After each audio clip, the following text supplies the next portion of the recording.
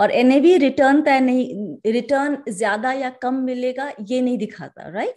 नहीं नहीं, बिल्कुल भी नहीं। तो आई थिंक लुक, सबसे फंडामेंटल पॉइंट जो है स्वाति इसके अंदर में ये है हम्म। कि stock prices are a function of demand and supply, supply. Right? तो जब डिमांड अगर ज्यादा हो किसी चीज की तो हम्म। उसका भाव अपने आप बढ़ने लगता है, hmm. Basically, right? It's like सब्जी मंडी का आप एग्जांपल ले लीजिए। अगर आज जैसे प्याज की कीमतें क्यों बढ़ रही थी एक बार बीच में, क्योंकि अगर डिमांड ज्यादा हो जाए या सप्लाई कम हो जाए, दोनों ही कारण से, तो उसकी कीमत बढ़ जाएगी। इसी तरह stock is also a thing जो डिमांड और सप्लाई से जिसका प्राइस डिटरमिन होता है। उसके हम्म। फंडामेंटल फैक्टर्स होते हैं, पर डिमांड बढ़ती है क्योंकि फंडामेंटल फैक्टर्स अच्छे होते हैं। तो hmm. Finally it's demand and supply.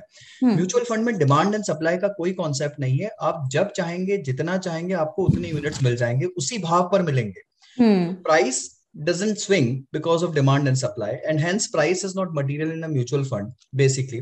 और हम्म। वो एग्जांपल देखे, आई थिंक आपने भी समझा ही दिया शायद अपने शो की जी। शुरुआत में, कि कोई फर्क नहीं पड़ता अगर आप 50 रुपए की चीज ले रहे हैं या 500 रुपए की चीज ले रहे हैं म्यूचुअल हम्म। फंड में, अगर कोई जी। फर्क नहीं पड़ता कौन सी स्कीम है।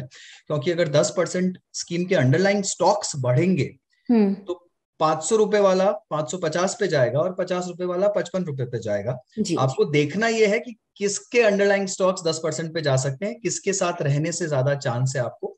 एक आखिरी चीज, जो 500 पे पहुंचा है हम्म। वो काफी जद्दोजहद करके लड़ मर के बहुत लंबा सफर तय करके वहां पहुंचा है। जी। तो 500 पे पहुंचा है, उसका मतलब उसकी एनएवी ने काफी उतार चढ़ाव देखे हैं, काफी लंबा फासला तय किया है, हम्म। इसलिए वो 500 पर है। तो उसे थोड़ी ज्यादा रिस्पेक्ट दीजिए। इनफैक्ट कई मायनों में वो ज्यादा अच्छा फंड है जिसकी एनएवी ज्यादा है, क्योंकि उसने हम्म। काफी ज्यादा क्या बोलते हैं, काफी